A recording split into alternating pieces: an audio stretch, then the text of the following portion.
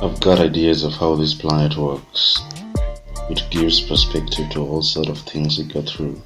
And there's a side you turn to when you think about the world. But that's not my cup of tea. Here's where we talk about these issues the world has for us, the social life around us, and whatever else, be it rational sense or even emotional sensibility. Sense and sensibility. My name is Richard and welcome to my podcast.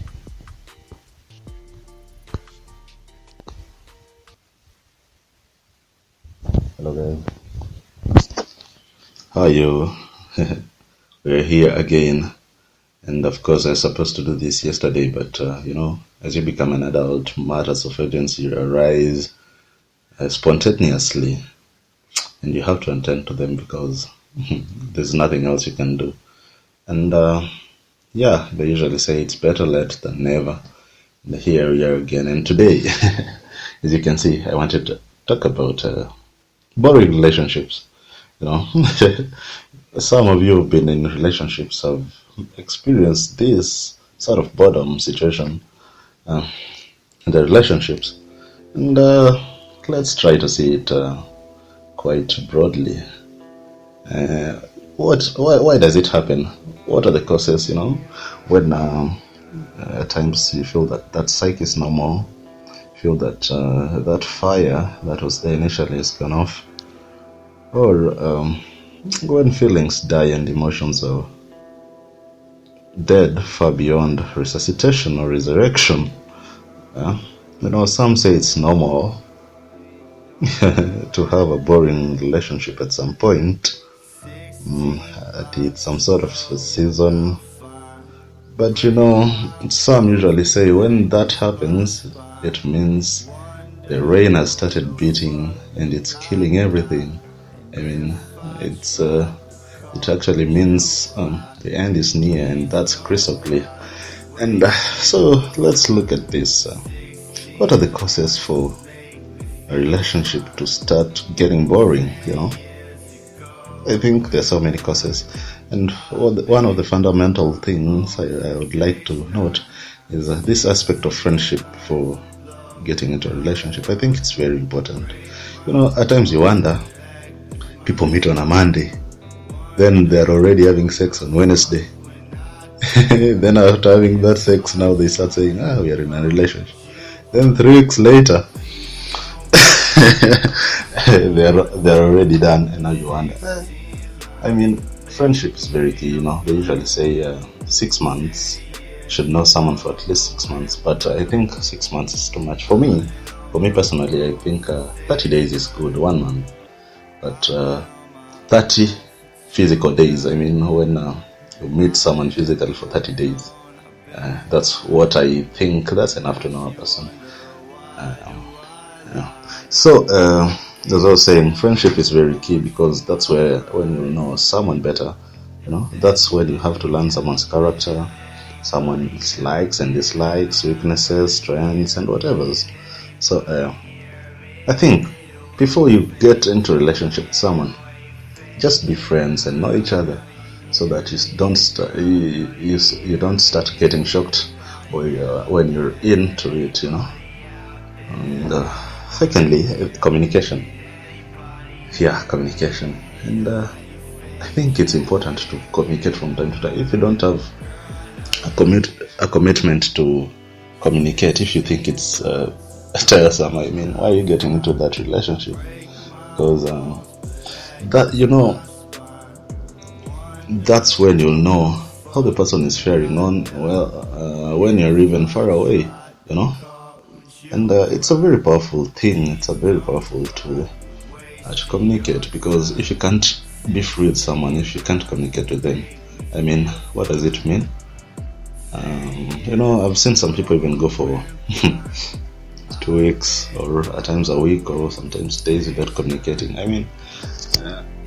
Be frequent on texting or even calling. Make sure you have those long calls. It's these small things that build up that excitement in a relationship. Then I also think there's a time one loses interest, maybe in sex or in just the social status. I mean the way the two parties relate socially. Huh? Sometimes there's just loss of interest, and probably because you remember the first point I talked about friendship. Maybe when you did not build a proper friendship foundation, and now you start wondering what has happened, and mostly it's because of infatuation. At times you may meet someone, you think it's love at the first sight, then you go with them for something like a few weeks, then you get tired of them. Now that's what's called infatuation, some sort of temporary love. So you have to spend time with someone and be sure, now this is the person I want to be. Because you can't just use a few days to judge that. Then after you get into it, you start saying, manze mimi feelings zilidai. And yeah, see, now that friendship thing comes down to this aspect, and at times there is usually just that lack of excitement, probably because of a busy schedule or focus on other stuff like education. And at times it gets so demanding and requires your full attention and commitment. But now when this happens, I think now communication comes key. If you communicate with someone now, I'll be busy, so I'll be able to do this, I'll be not able to do this. You see, at least you get connected, and there's that element of understanding, and at times the other thing that kills the fun inside a relationship is unrealistic expectations, and this one usually comes when people project some sort of, let me say, fake lifestyles,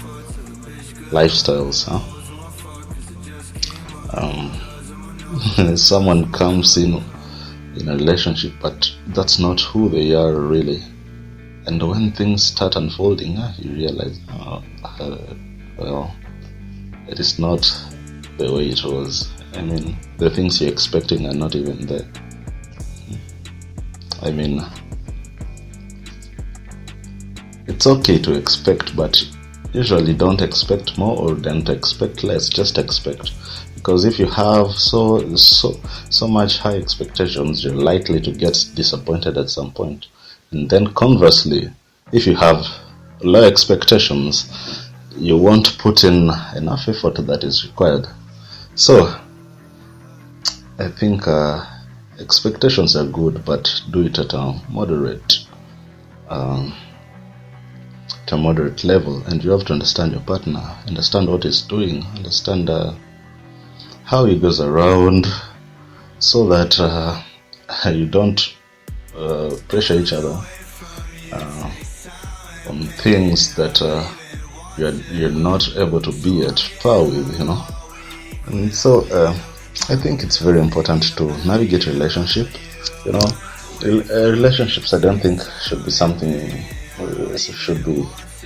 to be handled indoors. I think it's wider than just sex and just talking. I mean, find a way to navigate through it. Go outside, go and visit restaurants, go on walks, go and swim together. I mean, these small things, they usually sort of bring people together, because if you can't connect with someone on the ground level, I think it will be really hard on that upper scale. So I think it's really great to make sure that you participate in activities that sort of rejuvenate the entire thing.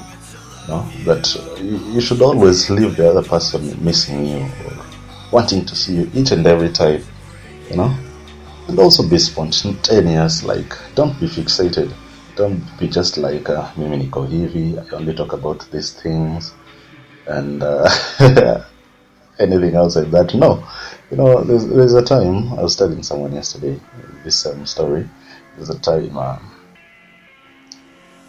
got into some relationship with a very religious girl, very religious, kabisa kabisa kabisa, and we had our terms to that relationship. One, she was a virgin and she was intending to keep that virginity, yes, till marriage. And okay, I agreed because I thought I had liked her so much. She was beautiful, man. So, okay, I started off. But while we were at it, I realized this girl was so conserved to scary levels. There are some things she can't talk about,